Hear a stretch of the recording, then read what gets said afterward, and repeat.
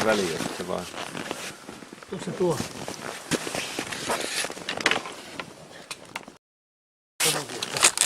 Tuolla Rukalla niitä konttaiselle kiivennyt noilla, niin siellä oli kauheasti lunta silloin. Niin se tuli oikein syvälle meni, niin se noilla aikamoista menemistä oli. Melkein olisi tullut mieleen, että olisi sitten tullut kätevä. Sulla on väärässä jalassa se.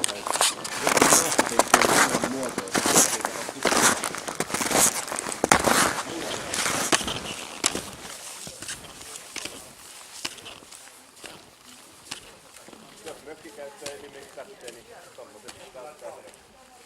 Noita mulla ei ole. Tää on niinku tanssikenkä. Joo, mutta tuolla on esimerkiksi toi kallio, mikä tuossa puttoo nyt alas. Niin menet tuolta oikein kautta, niin menet sinne kallion alapuolelle ja lähdet nousemasta kallioon ylös. Ja siinä huomaa niinku toi merkityksen. Mulle vaan on Ei kun toi nyt ei mitään kanta.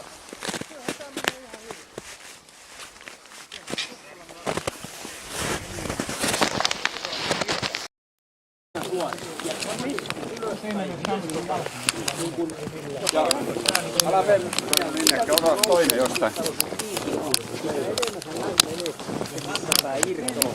Täällä on hyvä näkökulma. Nimenomaan.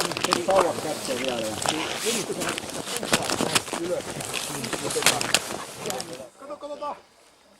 Se meni jumiin.